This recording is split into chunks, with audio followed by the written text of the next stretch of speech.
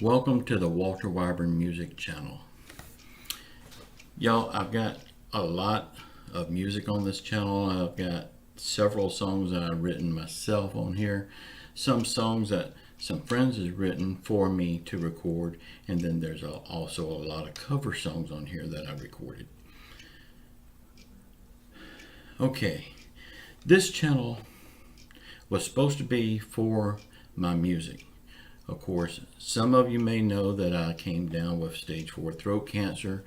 I'm cancer free now. It's behind me. I'm not going to dwell on that. But since the cancer, I can't sing anymore.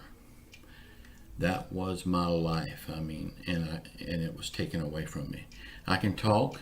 Thank God I can talk, but I can't sing.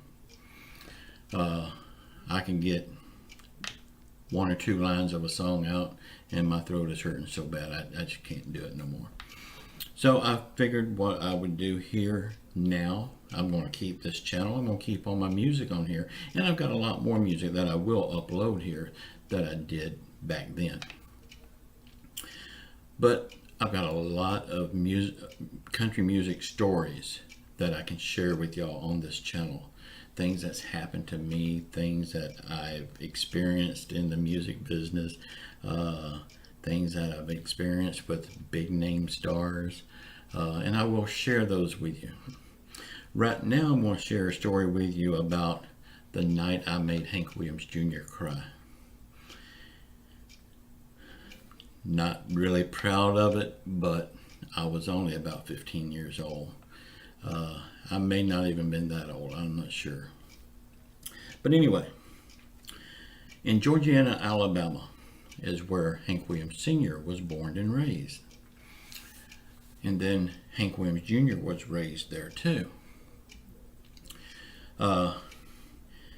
You get off at the Grace Garland exit off of Interstate 65 and it's right down the street. It's probably about 2 miles off the interstate.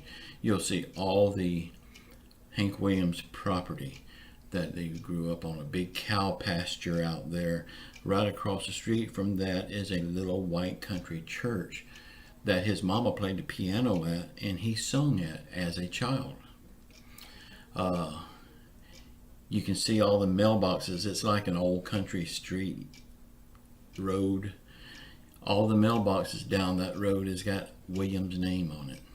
So they're all family. But anyway, every year, the last weekend of June, they always have a Hank Williams Memorial celebration. In that cow pasture, you got big name stars comes in from everywhere, and it's a 2-day event. And it used to be free. I don't know if it still is or not, but we would go every year. And you sit underneath the pine trees and everything, and eat and enjoy great music, and you actually get to visit with the big name stars and the up and coming stars. That was really a good time, and we look forward to it every year. But the strange thing is, you know, back then was the time that Hank Williams Jr. was having such a hard time with self-identification. You know, everybody was wanting him to be like the ghost of Hank Williams, and he was fighting against it. That's when he first came out with a beard, the long hair, and the hat. It was right after he recovered from his fall on Ajax Mountain, and it almost killed him. So he grew the beard and sunglasses to cover up the scars. But he was still having a hard time dealing with that, and also dealing with the fact that people wanted him to be his daddy, and he just could not do that. But he never came to one of the memorial celebrations. Everybody wondered why, and then it clicked. The reason why is because it was just too hard. Ooh, it's gonna get me just talking about it. It was too hard emotionally for him to come there.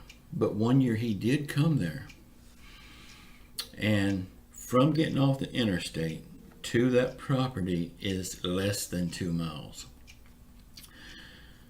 So when they got off the interstate in his tour bus, they called ahead and let everybody know he's on the way. He's turning off the interstate.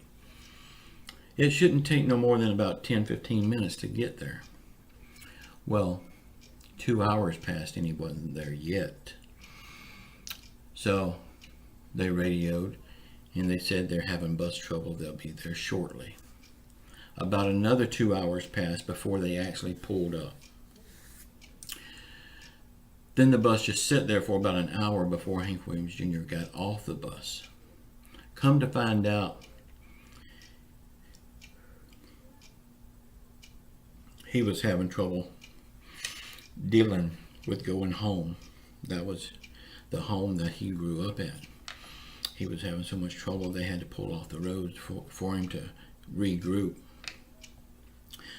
But when he got off the bus, he went straight to the stage area. He had a little white electric guitar with a Confederate flag painted over it. He sung about 10 songs before he said the first word.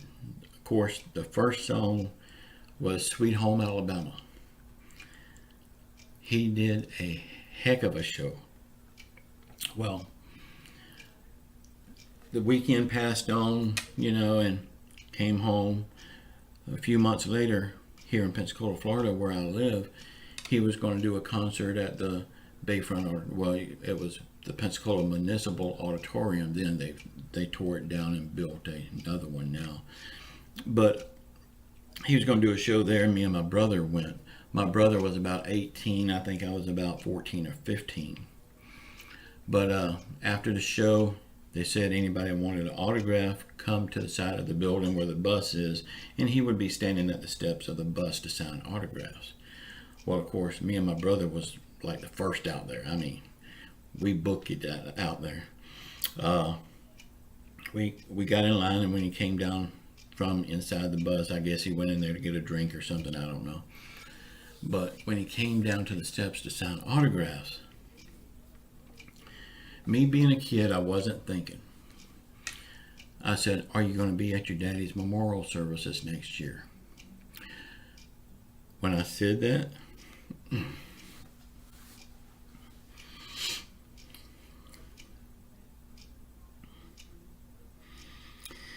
Hank Williams Jr. is a big man. But he put his head down and started crying like a baby.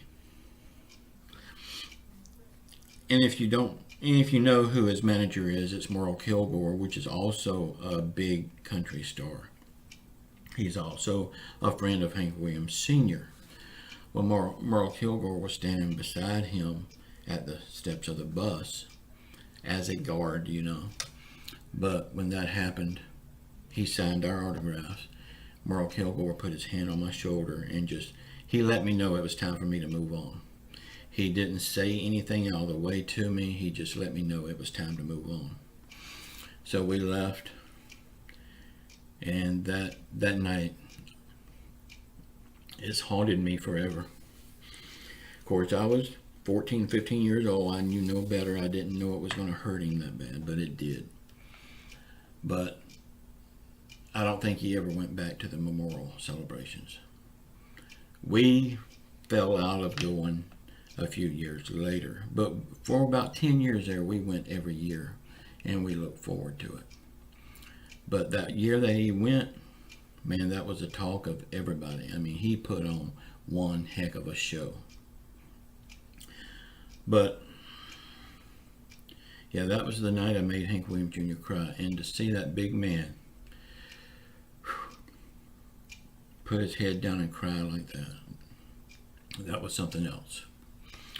Y'all, I'm going to have stories like this, and they're not all sad stories. They're not sad like this one is. I've got a lot of good country music stories that I want to share with y'all, and I will be doing them probably about one a week or so like that. Y'all just keep an eye out.